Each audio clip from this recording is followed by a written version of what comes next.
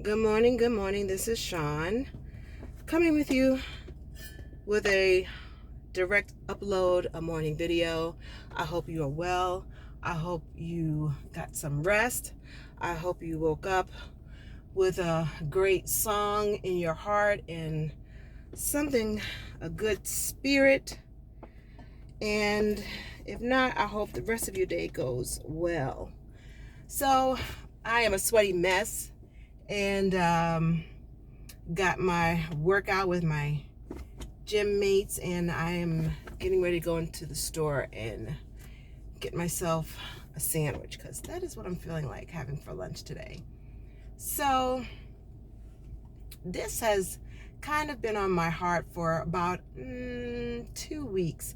I've been wanting to do an upload, and truth be told, I'm not even quite sure how I even want to word it, because a lot of times when I come and do a video, and I rarely seem to do a video nowadays, but when I do a video, I really like to have it put together.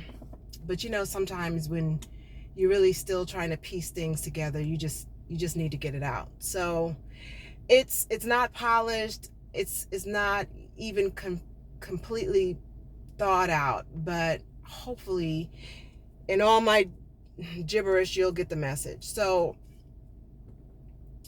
I said this in a video, someone's video, and I said that the universe will continue to give you the lesson until you get it. And it's a conversation that I've had with my children, and it's something that I've even had a conversation with myself. And the universe is always teaching us, is always giving us lessons to learn. Hopefully we will get the message, we will get the lesson, but the lesson always shows up if we don't get it. And it'll come back in various forms and with different nuances. Sometimes it shows up, if it's a relationship lesson, it'll show up with the same lesson to learn, but different characters.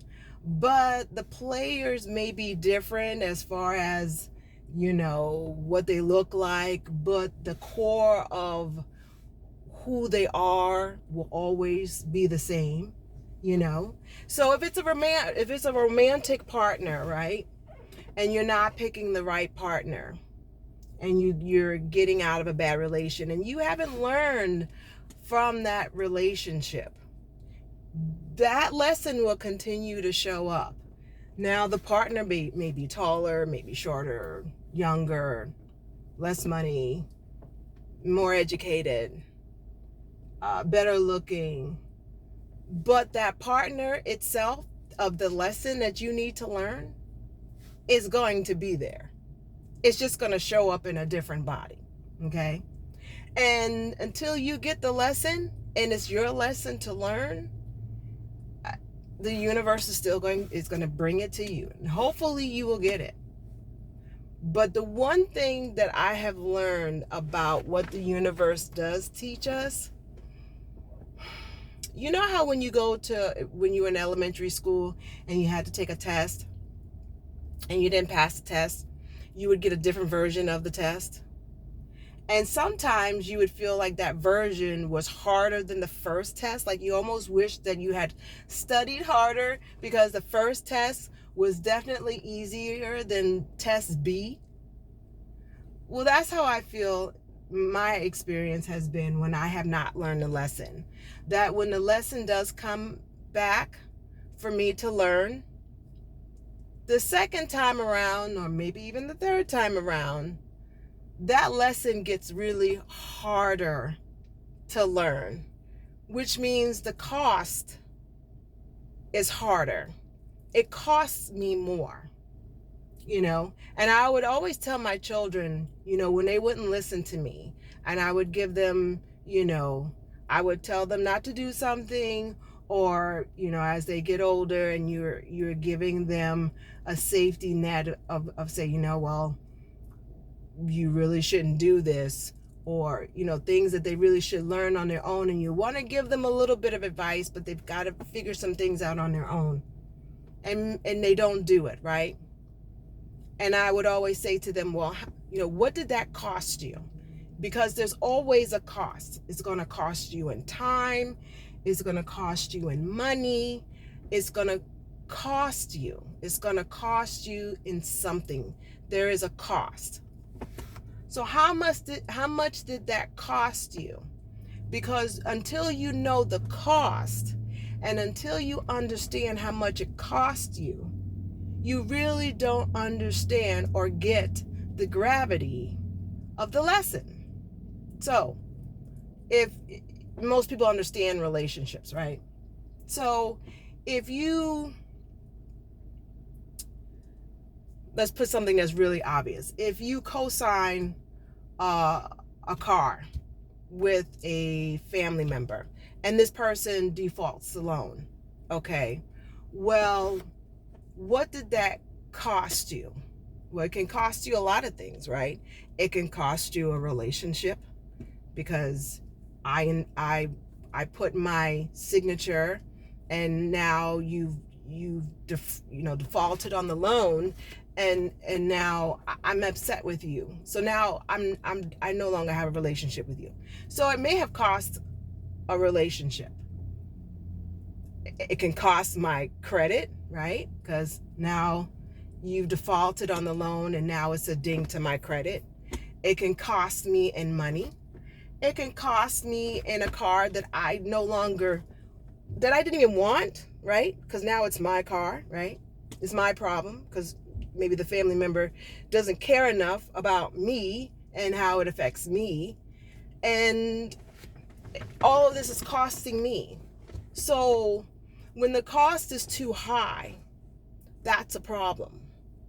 And I think most of the time we become reactionary than precautionary. We don't count the cost. Like, what is this going to cost me? And a lot of times we go into situations not counting the cost, because if we did our own risk management, risk assessment before we got involved in certain situations, we would understand that the cost is too high. Like, I'm never going to co-sign a loan for anybody, not my children, no one, because I know the cost is too high for me. I'm not willing to lose a relationship. I'm not willing to have my credit affected. I'm not willing to shell out money in the event, the likely event that someone is going to default the loan and it's going to be my problem. I already know these things, and I know this about me. I know how I'm going to feel about it. And so the cost is already too high. I've already assessed the risk, and it's not a risk I'm willing to take. So I'm willing up front to say, no, I'm not going to get involved already, because that risk, that cost of saying no to someone, I'm okay with. I can live with that. I can deal with that. I'm all right. That's my walk away. That's good. I'm good with it. But all those other things I can't deal with, and it would be disastrous. And I say this to say, I see a lot of that going around. I see where, one, people don't assess the risk. And I think also that I don't think people want to talk about is we attract things to us, right?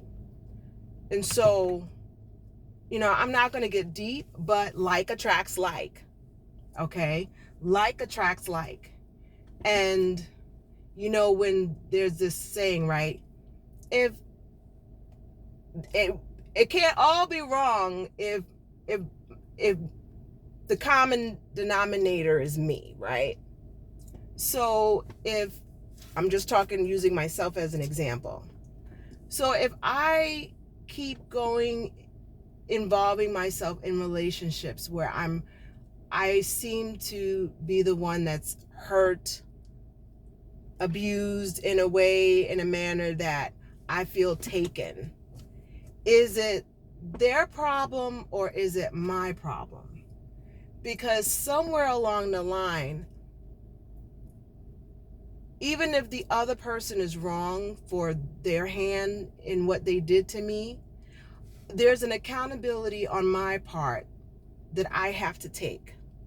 And I have to wonder, why am I attracting certain people in my life that they can hurt me? And that would be the lesson that I would have to learn. What is it about me that draws people to me? Because I do believe that just like you can draw good to you, like some people have the Midas touch, and like everything they touch turns to gold, and like there's nothing that they draw the right people to them. I think there are people who draw people who they're on that frequency that people take advantage of them. And maybe they don't think that they're being taken advantage of, but there's something about who they are, whether it's a good thing or a bad thing, that makes them almost have this likability to a predator. Okay, so I had somebody in my life, and I'll say this: I had somebody in my life who I cared about very much, and this person was a young adult, and I thought this person, I cared about them. And I thought that it was a relationship where it was, almost a mother-daughter relationship, because she didn't have family. Well, she didn't have family that took care of her. And without getting into too many details, what I found that I was a giver and she was a taker. Because see, I'm a natural giver. I see a need and I want to take care of someone, and that person, I realize, is a taker, and they will take as long as they can take. And I never thought this person was a taker, but it was very apparent that when I no longer wanted to give, I was of no value to this person. And then their true colors showed. Now, their true colors were always there, but I didn't see the colors because we were in a, I guess, symbiotic relationship, right? I was meeting a need, which is taking care of someone, and they were getting their needs met. But when that no longer suited that person, and I said no, then the relationship started to falter. And then that's when I realized that this person never really cared for me. They only tolerated me for what they could get out of me. And when I came to that realization, it was an extremely painful. It was painful.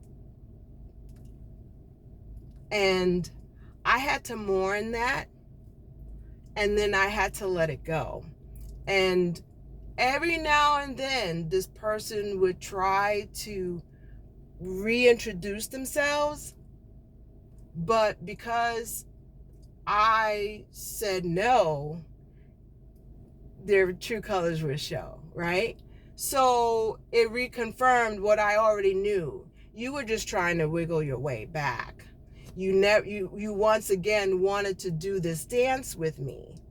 A dance that I didn't know we were really even dancing, but we were doing a dance. And I got off the carousel wheel, so to speak, and it wasn't working for you any longer.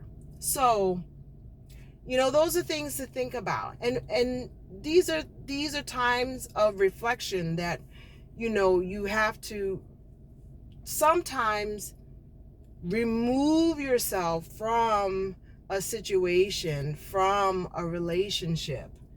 And one, it's very easy to examine the other person's actions and the other person's missteps and point the finger at what they did. But it's really, really far more important to talk about what it is I did. What did I do to create this situation? Because to not think you had a hand in it in some way means that that lesson is going to come back again. And so my charge, or my hope for those who are struggling in relationships and situations, is that sit back and reflect on yourself, because the only person you can change is you anyway. And the only way you're going to have a long-lasting shift is your part. And to see, what did I do to bring this about? What did I do? Because once you realize you brought this relationship in your life in some way, and know that I need to X something out, is the only way that you're going to learn the lesson, and it's the only way that you don't repeat it. Because I see a lot of stuff that goes on in friendships and relationships, and they just kind of reinvent themselves, but with just a little bit of a nuance, but it's the same thing. And you always wonder, why is it this person always seems to be in a pickle? Why is it that, I always seem to be jammed up in a situation? It's because you haven't gotten the lesson. And what that lesson is, I don't know. That's why you're supposed to take the time to sit and reflect. A friend of mine told me that you need to take an autopsy. And I thought, oh, that's a good one. When you are done with a relationship, when a relationship ends, whether it be an intimate relationship, or a friendship or something, take an autopsy and see, really. And an autopsy is what it is peeling back, looking at everything, and really examine what is going on with the dynamics. And that's the only way that you'll know, one, to get the diagnosis, to figure out your part of the situation so you can fix it and not repeat it. So I hope this makes sense. I really do. I really hope this makes sense. I hope you got something out of it. Take care of yourself and each other. Take care of yourself. I always say that first. Take care of yourself. Self-care. Take care of yourself. And have a wonderful day wherever you are. Bye.